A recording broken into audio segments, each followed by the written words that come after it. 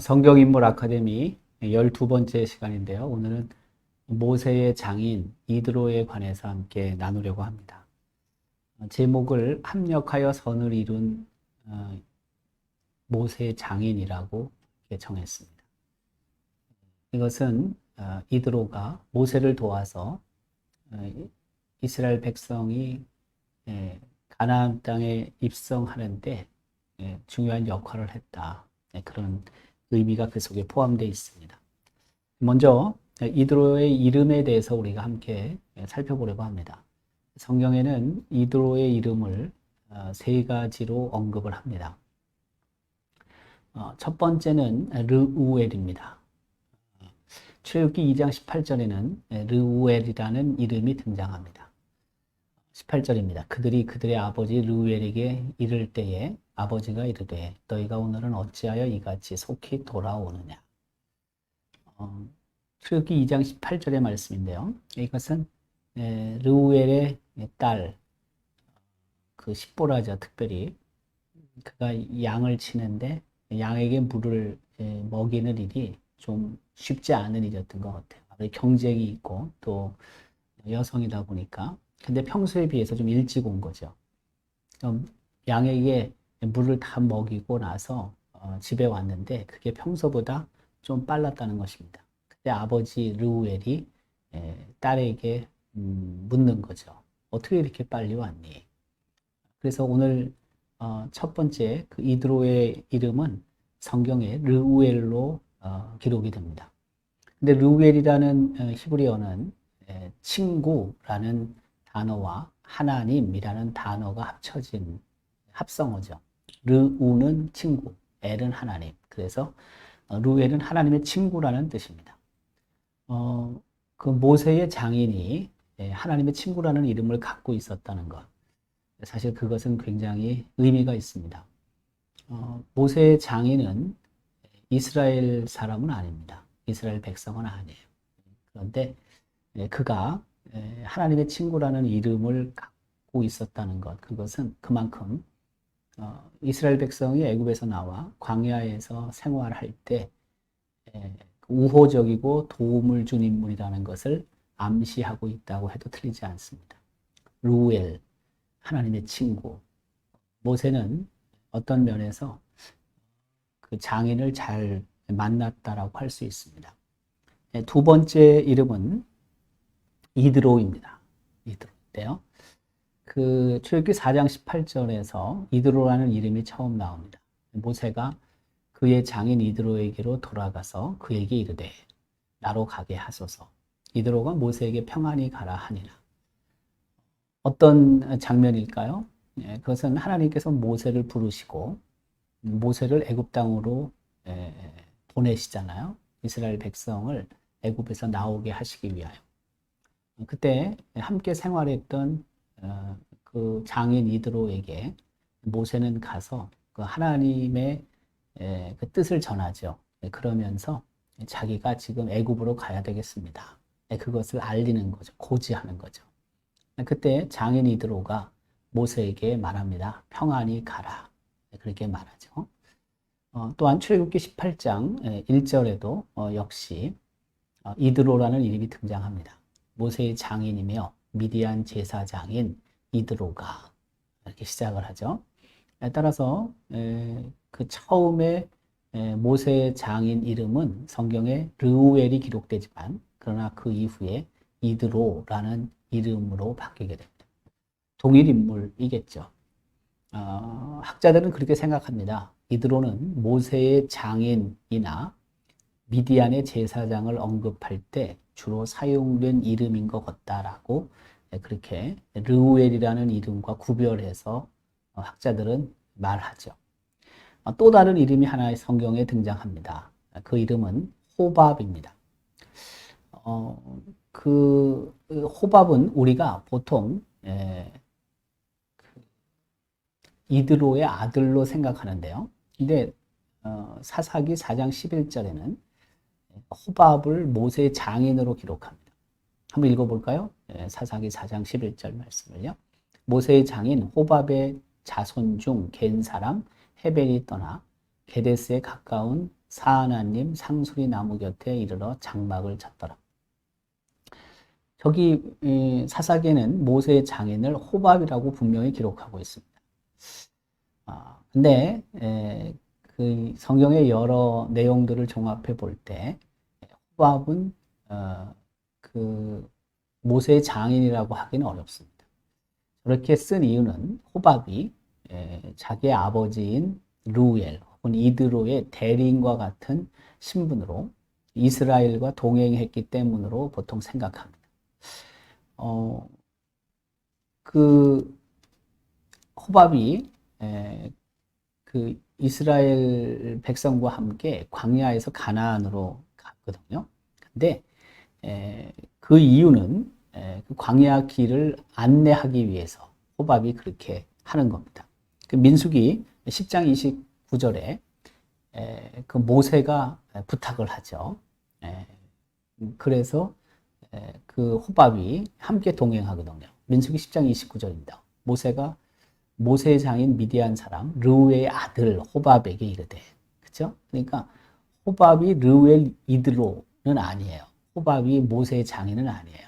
성경을 통해서 볼 때 사사기에는 물론 호밥을 모세의 장인으로 기록하고 있지만, 그러나 여러 구절로 봤을 때 호밥은 이드로의 아들입니다. 근데 모세가 요청을 하는 거죠. 여호와께서 주마하신 곳으로, 가나안 땅이죠. 우리가 행진하려고 한다. 그러니까 우리와 함께 동행하자. 그리하면 내가 너를 선대해 주겠다. 여호와 하나님께서 이스라엘에게 복을 내리리라 하셨느니라. 그렇게 모세가 처남인 호밥에게 요청을 하는 거 아닙니까? 그래서 호밥이 함께 동행을 하죠. 어쨌든 성경에는 모세의 장인 이름을 세 개로 기록하고 있습니다. 르우엘, 이드로, 그리고 호밥입니다. 그러나 호밥은 탈락을 해야 되겠고요. 결국에 두 이름이 남습니다. 르우엘과 이드로입니다. 성경에는 두 이름을 갖고 있는 사람들이 많이 등장하죠. 아브람, 아브라함, 그렇죠? 야곱, 이스라엘, 그렇게. 그래서 뭐 사울, 바울, 여러 이름들이 성경에는 등장합니다. 그러니까 뭐 두 이름이 있다고 해서 그렇게 뭐 이상하게 생각할 건 없다고 저는 생각이 듭니다. 자, 그렇다면 이드로는 누구일까요? 이드로는 우리가 알고 있듯이 모세의 장인이고 미디안 제사장입니다. 출애굽기 18장 1절에 이렇게 기록하죠. 모세의 장인이며 미디안 제사장인 이드로가 하나님이 모세에게와 자기 백성 이스라엘에게 하신 일, 곧 여호와께서 이스라엘을 애굽에서 인도하여 내신 모든 일을 들으니라고 기록합니다. 저기 있듯이 이드로는 르우엘은 미디안 사람입니다. 미디안 사람입니다. 우리가 알고 있듯이 모세는 애굽에서 애굽인을 죽인 후에 피신하죠. 도망하죠. 광야로 도망하는데 모세가 피신한 땅, 도망한 땅이 바로 미디안이었습니다. 출애굽기 2장 15절은 그 사실을 이렇게 기록합니다. 바로가 이 일을 듣고 모세를 죽이고자 하여 찾는지라. 무슨 의미입니까? 모세가 애굽인을 죽였죠. 바로가 그 사실을 알았어요. 그래서 모세를 죽이려고 수배를 한 거죠. 그때 모세가 바로의 낯을 피하여 미디안 땅에 머물며 하루는 우물 곁에 앉았더라. 그렇죠? 이미 도망했습니다. 어디로 도망했습니까? 미디안 광야로 도망했다라는 뜻입니다. 그렇다면 미디안은 어디서부터 시작이 될까요? 미디안은 아브라함의 후손이라고 할 수 있습니다. 그 아브라함의 아내인 사라가 세상을 떠난 후에 아브라함이 다시 결혼합니다. 그래서 그 그두라라는 여인을 그 부인으로 삼죠. 그리고 그 관계 속에서 아들들이 태어납니다. 그 창세기 25장 1절부터 4절은 그 사실을 이렇게 기록합니다. 아브라함이 후처를 맞이하였으니 그의 이름은 그두라라. 그가 시므란과 욕산과 무단과 미디안과 아스박과 수아를 낳고, 욕사는 스바와 드단을 낳았으며 드단의 자손은 아수르 족속과 루두시 족속과 루움미 족속이며 미디안의 아들은 에바와 에벨과 한옥과 아비다와 엘다아인이 다 그두라의 자손이었더라. 그렇죠? 그러니까 아브라함과 그두라 사이에 6명의 아들이 출생하죠. 그 중에 넷째 아들이 누구냐면 미디안입니다. 그리고 미디안의 아들들을 성경은 또 기록하고 있습니다.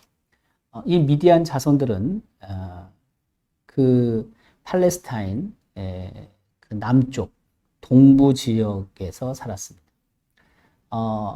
그 애들이 태어난 후에, 자식들이 태어난 후에 아브라함은 그 이삭에게 재산을 남겨주고, 그리고 재산의 일부를 그 구두라의 또 아들들, 자손들에게 나누어 주죠.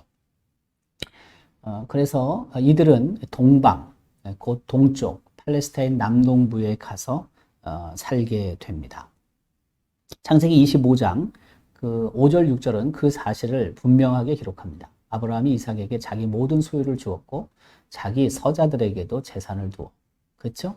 둘째, 사라가 세상을 떠난 후에 그들과 결혼했고, 그렇죠? 서자들이 출생했잖아요. 그들에게도 재산을 아브라함이 준 거죠. 자기 생전에 그들로 하여금 자기 아들 이삭을 떠나 동방 곧 동방 땅으로 가게 하였더라. 그 가나안 땅의 남쪽 부분에도 이 미디안 족속이 있었고, 그리고 그 요단강 건너편 동쪽에도 미디안 사람들이 살았습니다. 그런데 이 미디안 족속의 제사장이 바로 누구냐면 그 이드로였다는 사실입니다. 앞서도 우리가 읽었지만 출애굽기 18장 1절은 이 사실을 분명하게 기록하고 있습니다.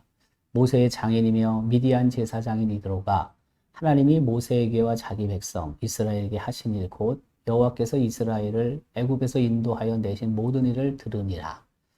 무슨 뜻이에요? 모세가 그 애굽에서 탈출할 때, 해방이 될 때 하나님께서 10가지 재앙을 베푸셨잖아요. 뿐만이 아니라 홍해를 가르시고 그리고 홍해를 건너게 하셨잖아요. 바로 그 사실을 장인 이드로에게 다 알렸다는 것입니다. 네, 지금 그 초점은 뭐냐면 우리가 미디안이라는 곳입니다. 미디안. 사실 이 미디안 족속은 우상 숭배를 자행했던 족속입니다. 그래서 도덕적으로 굉장히 문란했죠. 그리고 이 미디안 족속이 이스라엘 백성이 그 우상 숭배의 죄에 빠지게 만들죠. 그 민수기 25장 6절에서 9절 그리고 17절에는요. 바로 그런 내용들을 기록합니다. 6절부터 한번 읽어볼까요? 이스라엘 자손의 온 회중이 회막문에서 올 때에 이스라엘 자손 한 사람이 모세와 온 회중의 눈앞에 미디안의 한 여인을 데리고 그의 형제에게로 온지라. 제사장 아론의 손자 엘르아살의 아들 비느하스가 보고 회중 가운데서 일어나 손에 창을 들고 그 이스라엘 남자를 따라 그의 막사에 들어가 이스라엘 남자와 그 여인의 배를 꿰뚫어서 두 사람을 죽이니 연병이 이스라엘 자손에게서 그쳤더라. 그 연병으로 죽은 자가 24,000명이었더라. 미디안인들을 대적하여 그들을 치라. 그 민수기 25장 6절부터 9절, 17절까지 읽었는데요. 그 앞에 내용을 보면은 다른 게 아닙니다.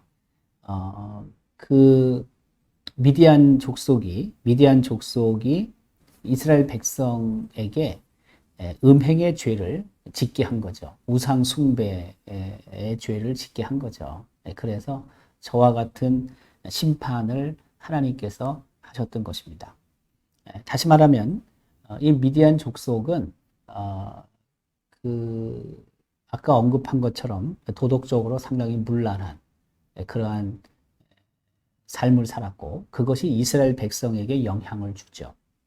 또한 우상을 섬겼는데 그거 역시 이스라엘 백성에게 좋지 못한 영향을 줍니다. 이스라엘 백성을 유혹해서 그런 음행의 죄에 빠지게 하죠. 따라서 이 미디안이라는 족속은 그런 측면에서 그렇게 썩 이스라엘 백성과의 관계 속에서 좋은 관계를 유지할 수 없는 민족이었다고 생각하면 됩니다. 근데 이 미디안 족속의 제사장이 바로 모세의 장인이었던 것입니다. 사실 우리가 그 모세가 결혼하는 내용들을 생각해 보면은 저는 어쩔 수 없는 측면도 있다는 느낌이 듭니다. 왜냐하면 지금 이스라엘 백성은 가나안 땅에서 나와서 그 애굽에 정착을 했고 무려 한 430여 년이 흐르면서 많은 그 민족이 그 탄생하는 거 아닙니까? 많은 백성들이 있었습니다. 근데 그 모세가 알고 있듯이 그 애굽인을 죽이고 나서 예상하지 못한 일이었죠. 그리고 그가 광야로 도망해 오지 않습니까? 미디안 광야에 온 겁니다. 근데 사실 거기에는 가나안 땅에 살았던 아브라함, 이삭, 야곱의 후손들이 없잖아요. 또 이 광야 땅에는 더더욱이 없잖아요. 근데 모세가 결혼을 하니까 사실 그 모세의 결혼 대상자, 배우자가 그 하나님께서 선택하신 그런 백성들 중에서 선택을 할 수 있는 상황이 아니죠. 이방인과 모세는 결혼을 합니다. 십보라인데요. 그 여인의 이름이 어쨌든 그런 문제들이 좀 있다고 볼 수 있어요.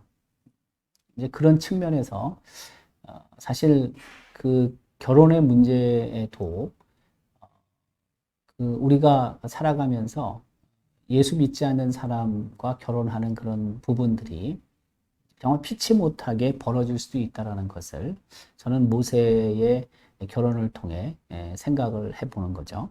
자, 어쨌든 이제 이드로는 바로 이런 사람이었습니다. 근데 성경에 앞서서 잠깐 언급했지만 그 이드로가 첫 등장하는 내용을 기록하죠. 그게 뭐냐면 모세가 애굽에서 도망하여 그 미디안 광야에서 이제 머물게 되고 그때 힘들어하는 어려운 상황에 있었던 모세와 첫 대면을 이드로가 하게 되는 것입니다.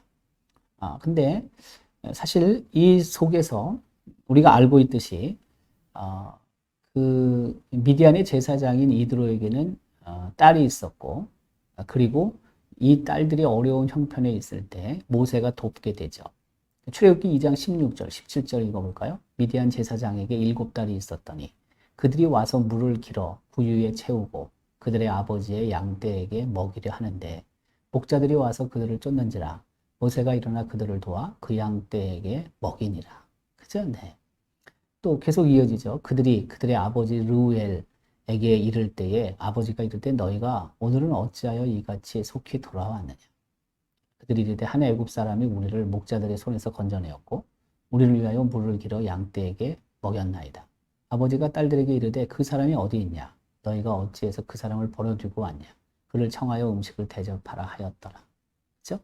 그러니까 자기가 어려운 상황에 모세가 있었는데 그럼에도 불구하고 그 이드로의 딸들이 더 어렵잖아요. 지금 물을 양떼에게 먹이지 못하잖아요. 힘이 센 남성들이 자꾸 새치기 하는 거죠. 그러니까 시간이 자꾸 늦어질 수밖에 없는 거예요. 어떻게 보면은 아마 일찍 왔음에도 불구하고 맨 처음 왔음에도 불구하고 맨 마지막에 양떼들에게 물을 먹여야 했는지도 모르겠습니다. 근데 그 상황을 목격한 게 모세잖아요. 가만히 있지 못하죠. 그러니까 정상적으로 순서대로 물을 먹어야 한다라고 아마 얘기를 했을 것이고 그쪽에서 반발이 당연히 있었겠죠. 그럼에도 불구하고 모세가 제압을 했을 가능성이 높죠. 그래서 그 루엘, 이드로의 딸들이 양에게 그 물을 먹이게 되는 거 아니에요? 이제 그러고서 집에 갔는데 이드로 입장에서는 그 평소와 다르게 일찍 온 이유를 묻게 될 것이고요. 그래서 딸들이 그 이유를 설명한 것이고요. 그런데 그 도움을 준 젊은이 그 모세가 함께 오지 않았잖아요. 그러니까 이드로 입장에서는 당연히 그에게 고마움을 표해야 하는데 왜 딸들이 니들만 먼저 왔느냐에 대한 이야기를 하고요. 그래서 가서 이제 아마 모세를 데리고 왔겠죠. 데리고 와서 모세에게 음식을 대접했다라고 성경은 기록하고 있습니다. 사실 모세는 애굽에서도 이제 환영을 받지 못하는 신세가 되었고, 그리고 지금 광야에 와서 역시 처음에는 그렇게 소외된 자로 그 우물 곁에 있었지 않습니까? 홀로 있는 거죠. 뭐 그 아는 사람도 없고, 그리고 모세의 입장에서는 지금 홀로 된 그런 상태, 또 혹시라도 애굽의 군사들이 자기를 추격하지는 않을까 하는 염려와 걱정도 있었을지 모르겠어요. 모세에게는 우군이 하나도 없는 거예요, 지금. 그런데 이제 우군이 생기는 것입니다. 모세가 그 이드로의 딸들에게 도움을 줍니다. 어떻게 보면 구원이죠. 작은 구원인데 모세는 나중에 애굽에 들어가서 이스라엘 백성을 구출해냅니다. 큰 구원이죠. 그러니까 사실 이스라엘 백성이 출애굽하기 이전 지금 상황은 모세가 도망한 그때니까 그 출애굽하기 40년 전쯤 되지 않겠어요? 왜냐하면 모세가 40년 동안 훈련을 광야에서 받잖아요. 그리고 애굽에 들어가서 이스라엘 백성을 구출해내잖아요. 그러니까 애굽에서 도망 온 모세는 작은 구원을 경험하죠. 도움을 줘서 물을 제대로 먹이게 했고, 바로 그것이 어떻게 보면 작은 스케일의 구원이라고 할 수 있는데, 40년 후에 이스라엘 백성은 한 민족을 구원하는 그런 지도자로 서게 됐죠. 물론 하나님께서는 그 처음부터 이렇게 큰 일을 시키실 수도 있습니다만은, 그러나 이런 작은 일들이 쌓여서 결국에는 큰 일을 할 수 있게끔 하시는 분이 하나님이십니다. 따라서 우리의 삶의 자리에서 우리가 지금 하고 있는 것들이 작고 때로는 하찮게 보일 수도 있는데 그 일에 우리는 최선을 다해야 합니다. 성실하게 임해야 됩니다. 그래야지만 나중에 그것보다 조금 더 큰 일, 또 더 큰 일들을 우리가 충분히 감당할 수 있는 그런 능력들이 생기게 되는 거죠. 바로 우리는 그런 사실들을 기억해야 합니다. 저는 그런 경험들을 참 많이 합니다. 하나님께서 제게 처음부터 큰 일을 맡기지 아니하신다라는 생각을 늘 합니다. 처음 하는 일, 작은 일부터 시키십니다. 그리고 그것들이 조금씩 쌓여지면은 그것보다 조금 더 무겁고 그것보다 좀 더 중요하고 그것보다 좀 더 큰 일들을 하나님께서 맡기시는 거죠. 그래서 가급적이면 실수를 덜 하도록 하나님께서 배려하시는 거죠. 작은 일들을 통해서 경험을 쌓게 되는 것이고 그 작은 일들이 모여서 그것보다 조금 더 큰 일들을 감당할 수 있는 능력이 생기고 지혜가 생기는 거죠. 사실 모세에게 있어서 도망한 후에 피신한 후에 첫 번째 만난 그 이드로의 딸들을 구원하는 일은 40년 후에 어마어마한 이스라엘 민족 백성을 구원하는 그러한 시발점이 됐다고 해도 틀리지 않습니다. 결국 이드로는 모세를 사위로 삼습니다. 출애굽기 2장 21절 22절을 이렇게 기록합니다. 모세가 그와 동거하기를 기뻐하매 그가 그의 딸 십보라를 모세에게 주었더니 그가 아들을 낳음에 모세가 그의 이름을 게르솜이라 하여 이르되 내가 타국에서 나그네가 되었음이라 하였더라. 아마 이드로는 모세와 함께 식사를 한 후에 자기 집에서 그 기거할 수 있도록 한 것 같습니다. 그리고 나서 유심히 살펴봤겠죠. 모세에 대해서. 그의 행동, 거지, 그의 말들, 또 뭐 그가 애굽에서 무엇을 했는지, 왜 이렇게 오게 됐는지도 다 물어보지 않았겠어요. 모세는 아마 솔직하게 대답을 했을 것이고 함께 기거하는 동안 이드로는 모세를 점검하고 그리고 사위로 삼기로 결정을 한 거죠. 그래서 그의 딸 십보라를 모세에게 주고 함께 살 수 있도록 결혼을 시킨 것이죠. 그리고 그곳에서 모세는 이제 정착하게 됩니다. 아들들을 낳게 되는 거죠. 아마 세월이 흘렀습니다. 우리가 알고 있듯이 이제 40년쯤 세월이 흐른 거죠. 그때 하나님의 부르심이 있었고 하나님의 뜻이 계셨지 않습니까? 하나님께서 모세를 택하셨고 애굽으로 보내셔서 이스라엘 백성을 구출할 그런 계획을 이제 하나님께서 진행시키잖아요. 그래서 모세는 이드로와 작별할 수밖에 없습니다. 모세와 이별하는 하는 이드로의 모습을 우리는 성경을 통해 알 수가 있습니다. 우선 하나님께서 그를 부르시고 소명이죠. 하나님께서 그에게 사명을 주시잖아요. 이스라엘 백성을 애굽에서 인도하여 내는 거죠.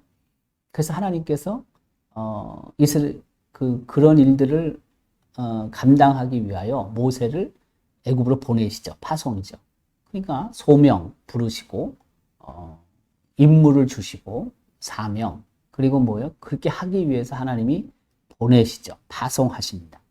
이 사실을 모세는 이제 받아들이죠. 수용하죠. 처음에는 계속 사양했잖아요. 자기가 애굽 땅으로 갈 수 없다는 그런 여러 가지 이유를 대지 않습니까? 여러 번 사양을 하다가 수용을 하죠. 그 다음에 뭘 해야 되겠습니까? 당연히 함께 기거하고 있는, 함께 살고 있는 이드로에게 이 사실을 알려야 되겠죠. 가야 되겠다는 것을. 그래서 모세는 장인 이드로에게 가게 되고, 그리고 그 사실을 알리게 됩니다. 출애굽기 4장 18절 상반절은 이렇게 기록합니다. 모세가 그의 장인 이드로에게 돌아가서 그에게 이르되 내가 애굽에 있는 내 형제에게로 돌아가서 그들이 아직 살아있는지 알아보려 하오니 나로 가게 하소서. 네.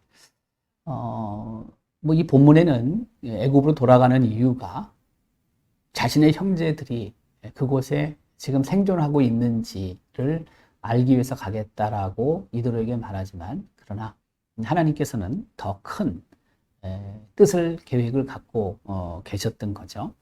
어쨌든 이와 같은 모세의 이야기를 들은 장인 이드로는 허락을 합니다. 출애굽기 4장 18절 하반절입니다. 이드로가 모세에게 평안히 가라 하니라. 그렇죠? 허락을 하는 겁니다. 사실 혼자서 애굽 땅에 들어가고 그리고 하나님이 주신 그 사명을 수행하는 일은 거의 불가능에 가까운 일입니다. 그렇지 않습니까? 애굽이 어떤 나라입니까? 당시 세계 초강대국인데 아니 가가지고 수백만 명이나 되는 사람들을 탈출시켜서 이끌고 나온다는 것이 그게 말이나 되는 이야기입니까? 그래서 사실 이드로가 말릴 수도 있지 않았겠느냐, 만류할 수도 있지 않았겠냐 하는 생각을 저는 해봅니다. 근데 이드로는 허락합니다. 가라는 것입니다.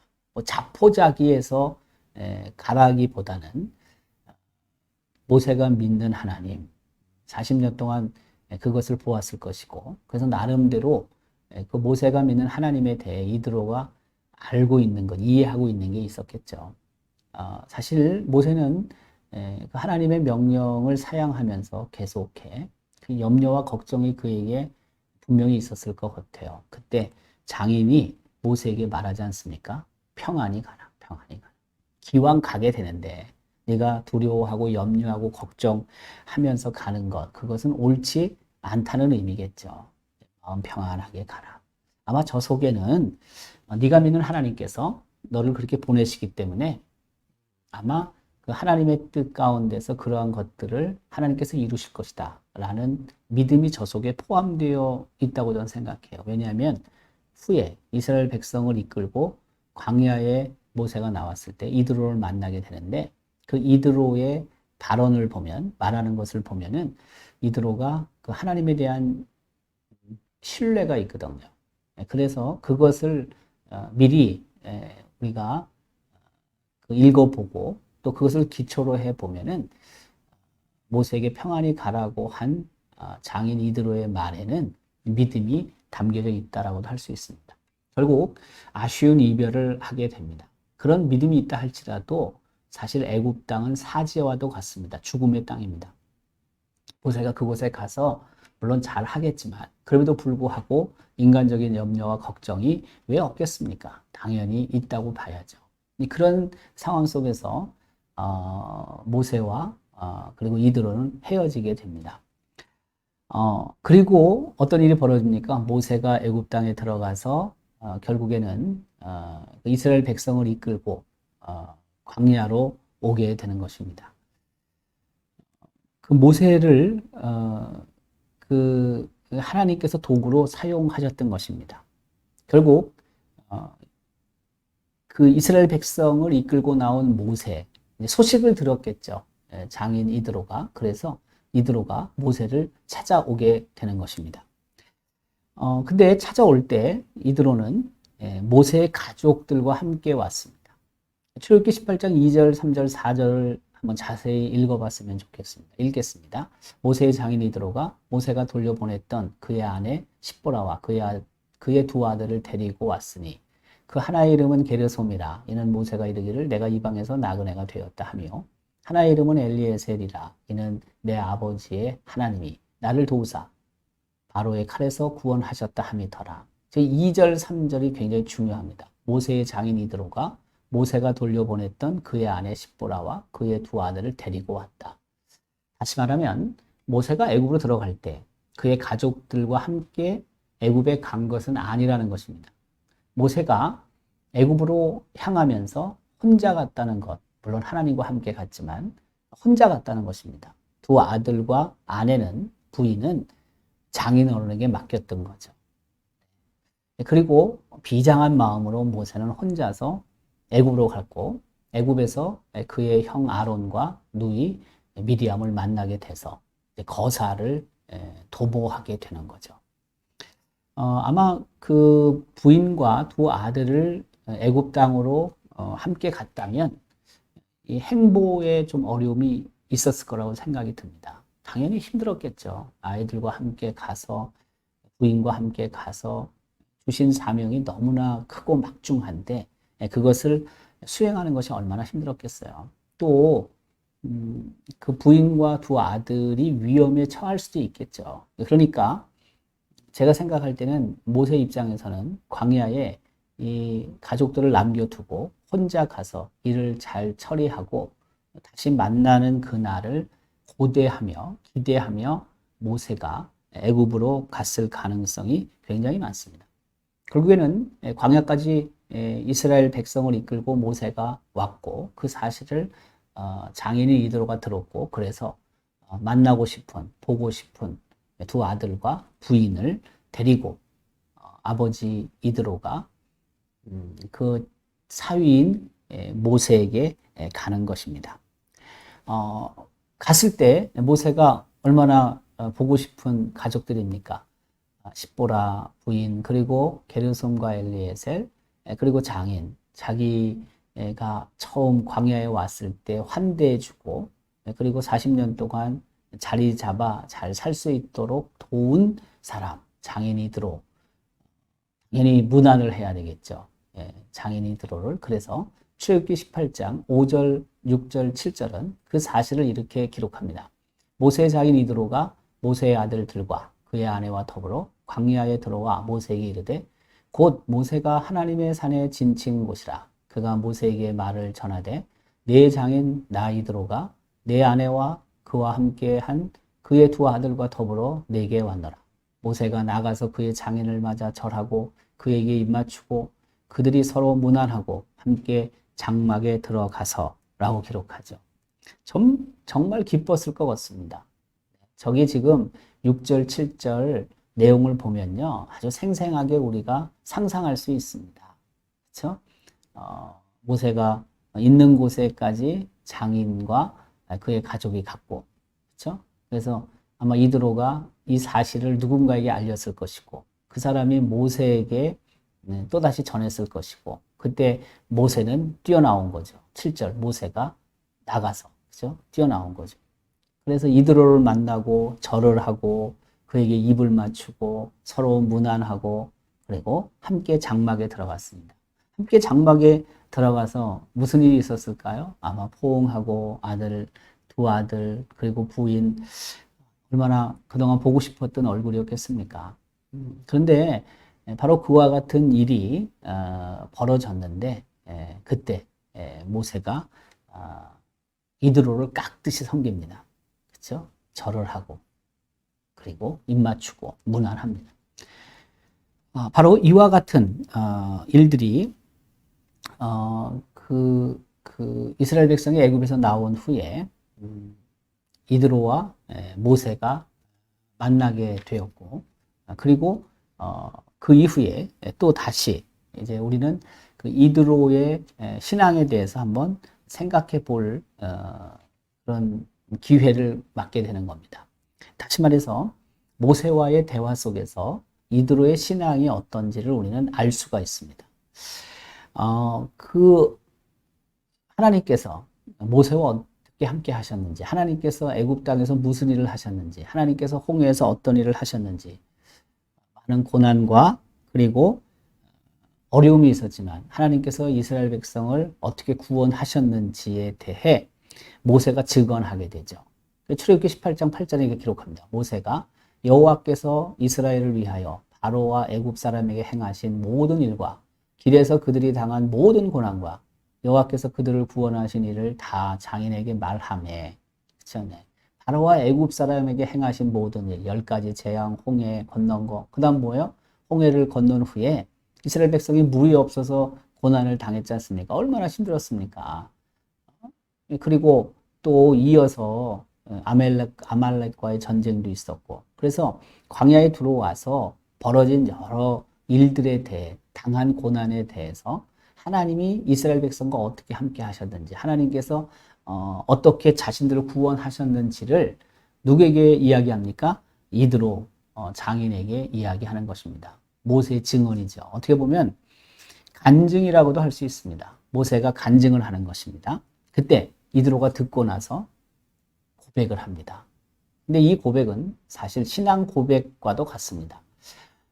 출애굽기 18장 9절, 10절, 11절 한번 여러분 잘 뜻을 생각하면서 읽으면 좋겠습니다. 이방인의 입술로 한 고백, 신앙 고백이기도 합니다. 이드로가 여호와께서 이스라엘에게 큰 은혜를 베푸사 애굽 사람의 손에서 구원하심을 기뻐하여 이드로가 이르되 여호와를 찬송하리로다. 너희를 애굽 사람의 손에서와 바로의 손에서 건져내시고 백성을 애굽 사람의 손 아래에서 건지셨도다. 이제 내가 알았도다. 여호와는 모든 신보다 크심으로 이스라엘에게 교만하게 행하는 그들을 이기셨도다. 전에 그 모세의 간증을 들었을 때 이드로는 참 기뻐했습니다. 하나님께서 구원하신 거에 대해 너무 기뻐했습니다. 그러면서 이드로가 고백합니다. 여호와를 찬송해야 한다. 그렇죠? 나는 여호와를 찬송한다. 그렇죠? 그렇게 말을 하는 거죠. 그 신앙 고백, 이드로의 신앙 고백은 정말 중요한 신앙 고백입니다. 그 신앙 고백을 통해서 이드로는 믿음이 있었구나 라는 사실을 우리는 조금 눈치채게 되는 것입니다.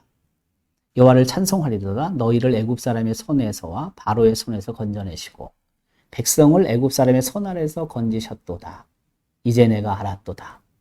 여호와는 모든 신보다 크심으로 이스라엘에게 교만하게 행하는 그들을 이기셨도다. 이제 내가 알았도다. 이전에도 좀 안 건 있을 거예요. 근데 모세의 간증을 통해 보다 확실하게 모세의 하나님이, 이스라엘의 하나님이 주변에 있는 여러 민족들의 신보다 우월하시다, 크시다, 뛰어나다라는 것을 이드로는 알게 됐고, 그리고 이드로는 그에 대해 저렇게 고백하고 있는 것입니다. 사실 이스라엘 백성도 자신들의 하나님에 대해 저렇게 깨닫고 알게 되는 데는 시간이 흐릅니다. 그런데 이드로는 모세의 간증을 딱 듣고는 저렇게 고백하거든요. 그러니까 이드로가 신앙이 있고 믿음이 있었다고 볼 수 있습니다. 여러분, 우리 삶의 자리에서도 저런 이드로와 같은 하나님에 대한 고백을 우리가 한다는 것은 누구의 이야기를 듣고 간증을 듣고 저렇게 그 간증을 이해한 후에 고백한다는 것은 보통 신앙이 있지 않으면 하기 힘든 일입니다.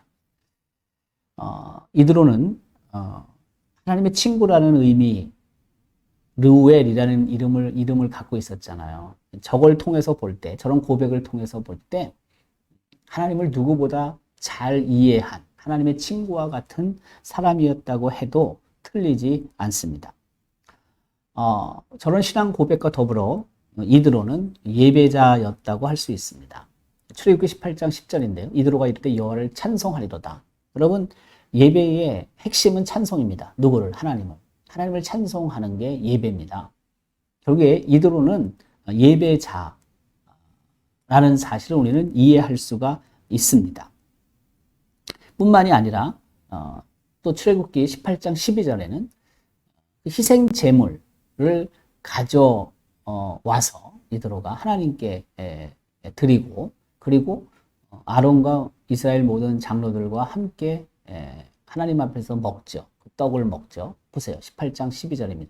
모세의 장인 이드로가 번제물과 희생제물들을 하나님께 가져오매 아론과 이스라엘 모든 장로가 와서 모세의 장인과 함께 하나님 앞에서 떡을 먹으니라고 기록하고 있습니다. 번제물과 희생제물을 하나님께 드렸습니다.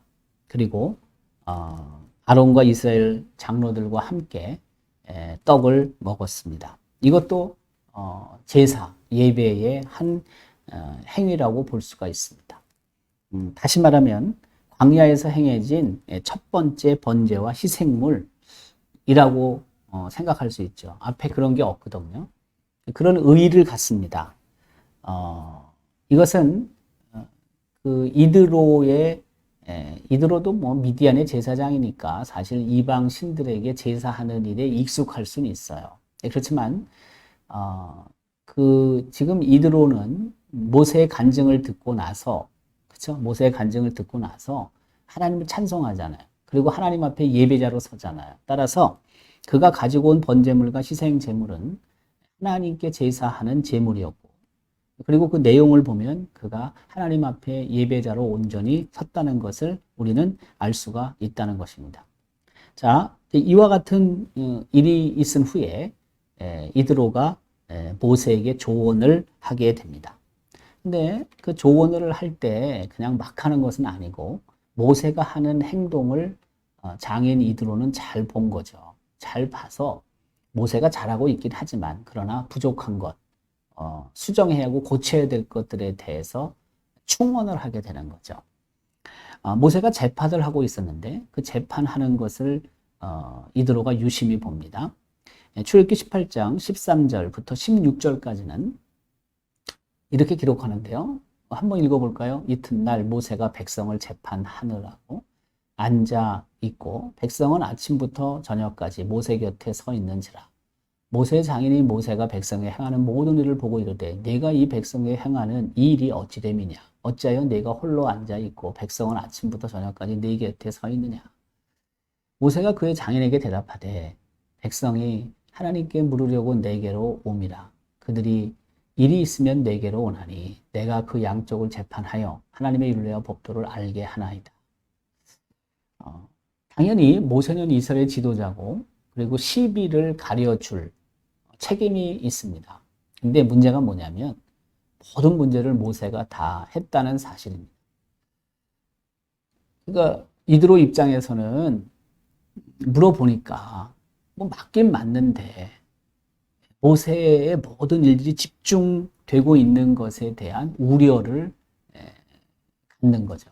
재판을 모세가 당연히 해야 될 부분도 있지만 그러나 중요한 문제, 덜 중요한 문제들이 있는데 이 모든 것들을 모세가 하는 것에 대한 걱정을 장인은 갖고 있었던 것입니다. 왜요? 너무나 지치니까. 그래서 이드로가 조언하게 되죠.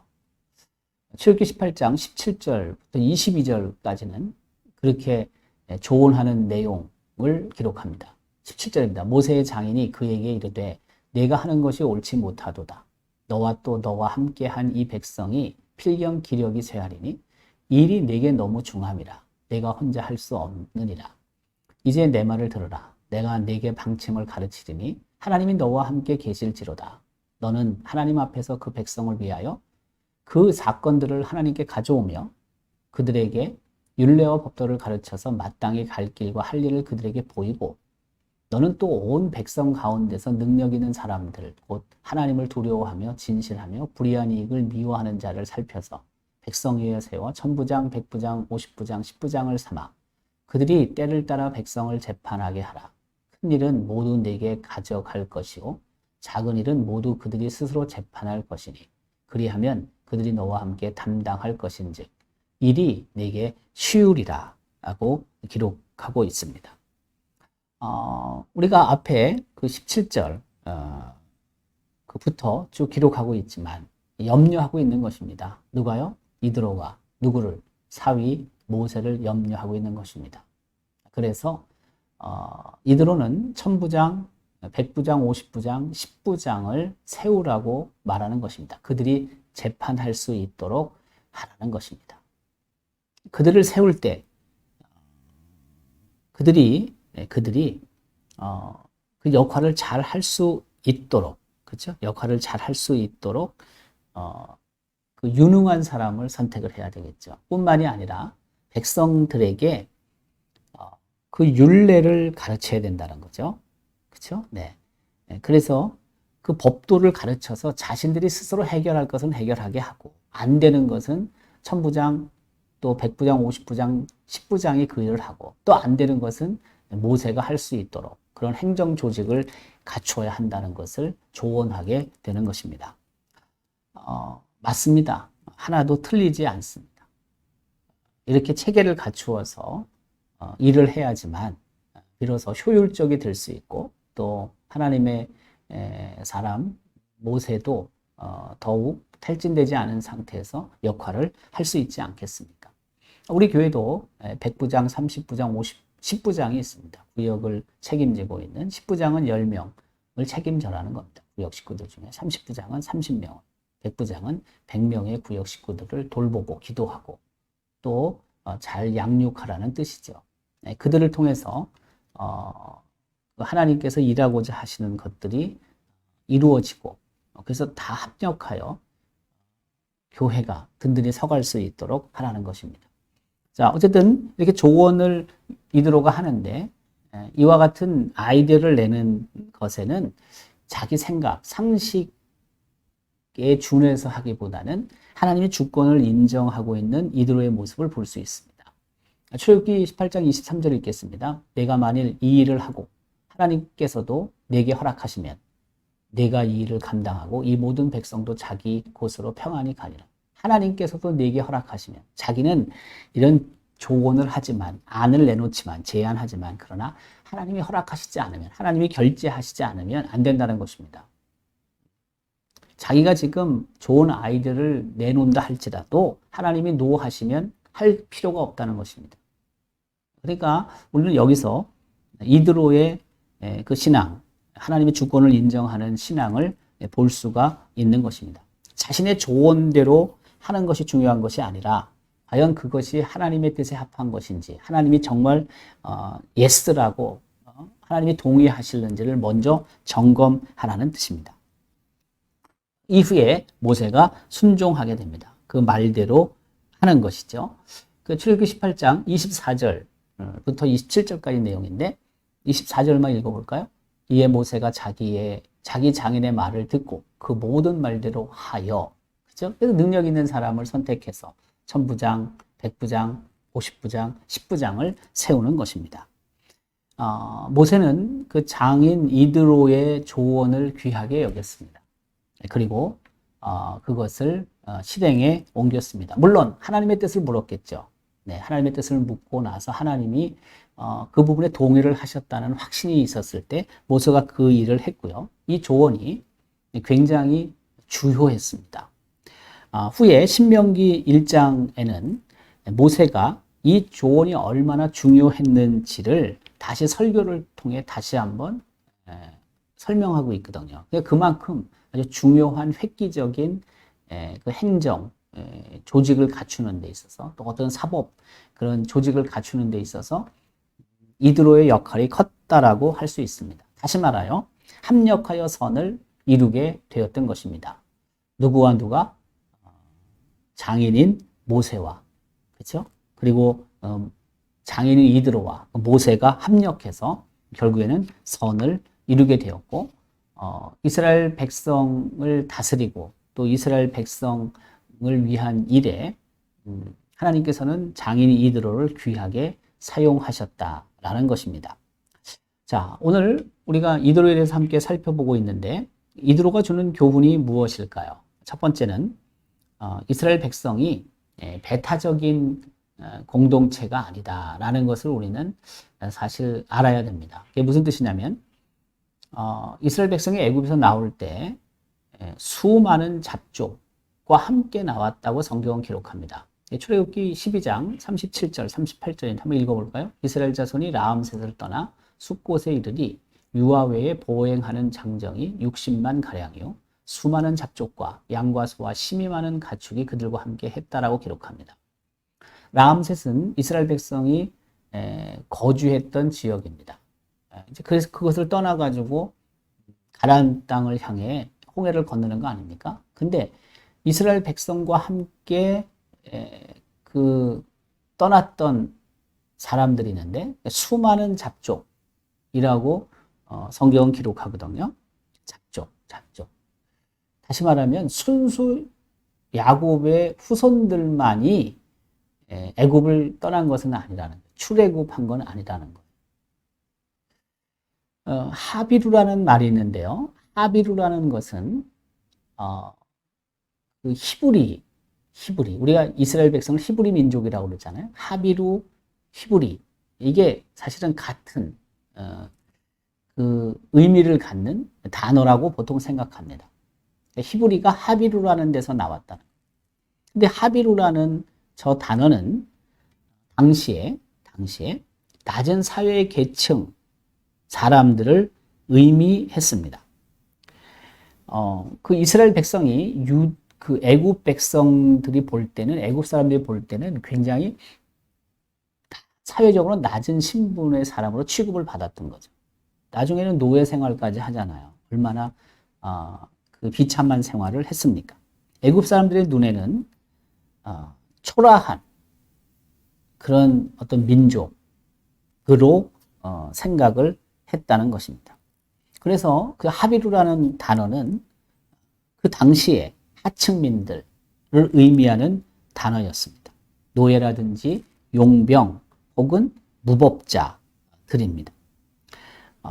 그래서 저 하비루, 히브리인데요, 히브리. 이 이스라엘 백성은 여러 종족들이 합해진 상태에서 성경은 수많은 잡족이라고 하지만 그때 이스라엘 백성이 애굽에서 나와 가나안을 향하게 되었다라는 뜻입니다. 다시 말해서 이스라엘 공동체는 그렇게 그 다른 종족들이 들어오는 것을 막고 그런 아주 배타적인 것만은 아니다라는 것을 성경을 통해 우리가 좀 이해할 수 있다는 것입니다. 또 하나는 뭐냐면 하나님께서 그 이방인을 초대하신다는 것입니다. 그 이방인이 누굴까요? 바로 모세의 장인 이드로입니다. 이드로는 어떤 사람입니까? 미디안 사람입니다. 미디안 사람도 하나님을 고백하지 않습니까? 하나님을 찬양하지 않습니까? 하나님께 예배하지 않습니까? 그러니까 하나님께서는 사실은 모든 이방인들을 초대하셔서 당신을 하나님을 인정하기를 원하시는 분이에요. 오늘날도 우리가 모든 열방에 복음을 전하는 이유가 거기에 있지 않습니까? 그래서 민수기 10장 29절에는 바로 이런 내용을 하나님께서 말씀합니다. 모세의 장인 미디안 사람 루엘의 아들 호밥에게 이르되, 그렇죠? 네. 그러니까 미디안 사람. 오늘도 하나님께서는 여전히 하나님의 백성이 세계 열방 가운데서 날마다 늘어가기를 원하고 계십니다. 그래서 우리가 세계 곳곳에 복음을 전하기 위해 선교사님들을 후원하고 기도하고 보내는 것입니다. 유대인들만 하나님의 자녀로 하나님의 백성으로 살던 시대는 이미 넘어간 거고요. 사실 출애굽할 때 이미 하나님께서는 이방인들을 당신의 구원의 그런 영역 안으로 초대하시는 분이라는 것을 우리는 알 수가 있습니다.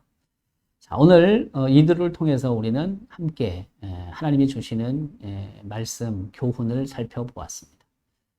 이드로는 모세를 잘 도와서 이스라엘 백성이 애굽에서 나와 광야에서 생활할 때 그 지혜롭게 잘 생활해 갈 수 있도록 하는데 도움을 주었습니다. 협력하여 선을 이룰 수 있게 했습니다. 우리의 삶도 마찬가지입니다. 하나님이 어떤 일을 하시든지 하나님이 무엇을 요구하시든지 협력하여 하나님의 뜻을 이루어가는 도구로 우리 모두가 살아가야 합니다. 이들처럼 하나님을 더욱 찬양하고 뿐만이 아니라 늘 하나님 앞에 온전한 예배자로 서고 더 나아가서 하나님을 모르는 사람들에게 그리스도의 복음을 전해 그 하나님의 구원, 그 계획 안에 들어올 수 있도록 구원받는 자의 수가 날마다 더해질 수 있도록 우리가 이 일에 더욱 최선을 다해야 한다는 것입니다. 이드로 모세에게 있어서 큰 힘이 되었던 사람입니다. 우리도 역시 누군가를 격려하고 누군가를 돕고 누군가의 힘이 되는 그런 사람으로 살아가야 한다는 것입니다. 하나님께서 이드로를 사용하셨듯이 우리도 하나님의 도구로 삶의 자리에서 하나님의 일을 위한 도구로 사용될 수 있기를 주님의 이름으로 기원합니다. 하나님 감사합니다. 오늘도 또 저희가 성경인물 아카데미를 살펴보며 이드로에 대해 함께 공부했습니다.